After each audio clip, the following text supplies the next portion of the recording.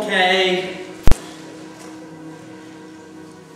let's do some teacher training. Did everybody get this thing on speech and read it? You may have noticed over the months that more than any other feedback that we give to both experienced and new teachers is slow down when you're speaking.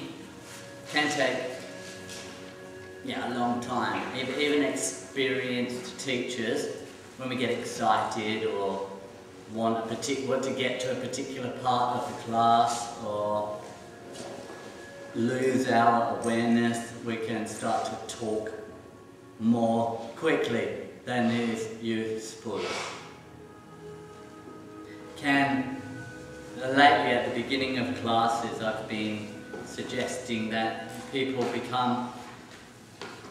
when people come to class, they're quite scattered generally. Well, I certainly am. And I suggest that they do everything they can to be present, such as listening intently. And I'll mention the sound, the buzz of the heaters, or cars passing outside, or just direct their spirit, and even to begin to be aware of the silence in which all sound has its being. We would not be able to hear anything without the background of silence. And in fact, when a teacher is speaking in class, quite often you can tune in on the silence in between each word that they speak. So basically, there's almost no way of speaking too slowly in class. It is possible to speak too slowly. It is not possible, or you'd have to be quite a talented theatrical sort of person to enunciate too well in class. And really, in a way, they go together. If you become very aware of the way you enunciate, as I am doing at the moment, you may end up looking a bit like Rowan Atkinson. It helps to have a very rubbery. But your students, especially hopefully with their eyes closed, will only be able to hear how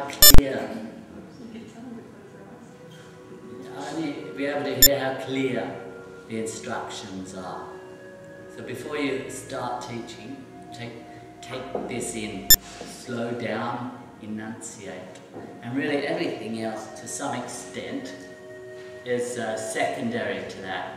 Because if you enunciate and slow down, your voice will quite naturally project.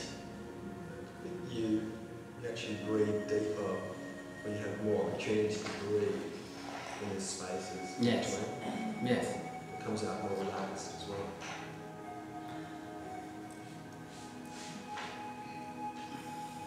In yogic terms, esoteric yoga anyway, there's a goddess who is really, let me think, a form of Lakshmi called Vak. It was really very, very, have you heard of Vak? The goddess Vak? It's really very deep in Hinduism. It's very deep. It's only if you actually study it quite deeply. It's very, very old. And it's Lakshmi as Matrika. Have you heard of Matrika? Possibly, but I don't remember That's it. much. Matrika and Vak are the goddesses of speech. And the way to contact these inner deities is to speak very clearly and to enunciate well.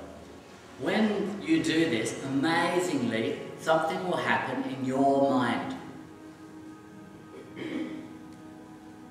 If you listen to the silence in between your own words and become very aware of how you are speaking, and you do that really through listening, the mind becomes very, very still.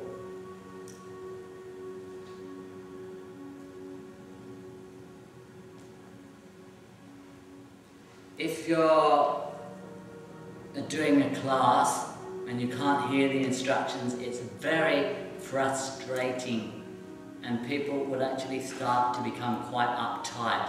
If every time you turn around and face the other way, they can't really hear what you're saying very well. I thought I would just go quite briefly into introduction or explanation of Vak, or the goddess of speech. It's actually not Lakshmi, it's Saraswati. And the goddess of speech is, of course, the mother of language. In the broadest sense of language, as in the Bible, for example, it talks about the word. So, as the word, Vak is the mother of the universe. And when used impersonally to signify speech, she's feminine, obviously, and translated as word or language. But the word Vak can mean what is actually said, and it can also mean the goddess who said it.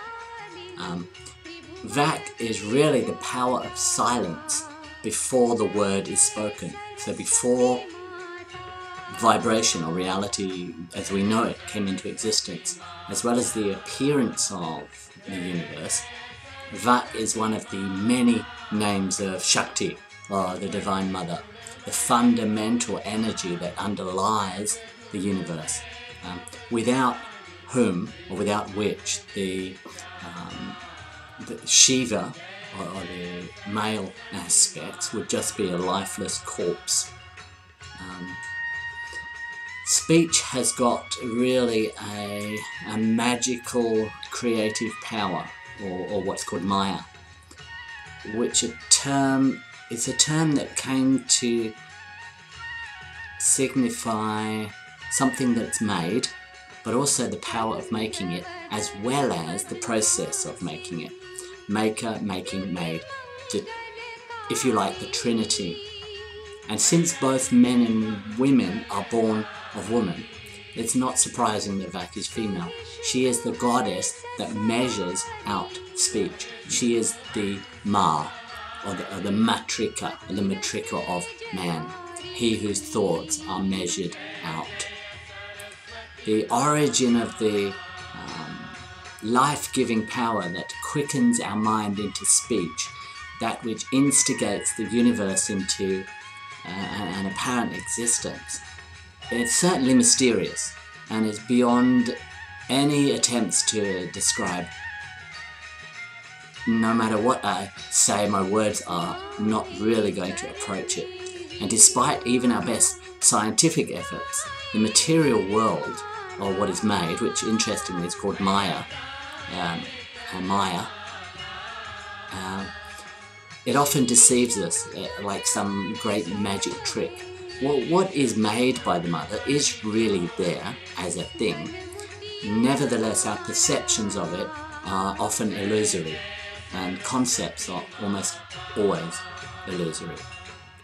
The truth of that is delivered or presented in words of power, which in the yogic and Buddhist traditions are called mantra. Basically sacred verbal formulae, pregnant with infinite connotations and correlations that, when repeated appropriately, can actually open doorways in the mind. Vak is in this way then like a cosmic cow from whom flows the milk, the streams, the rivers, the lakes, the oceans of milk that constitute the universe of discourse, of being able to communicate. her primordial original truth is the single syllable Om.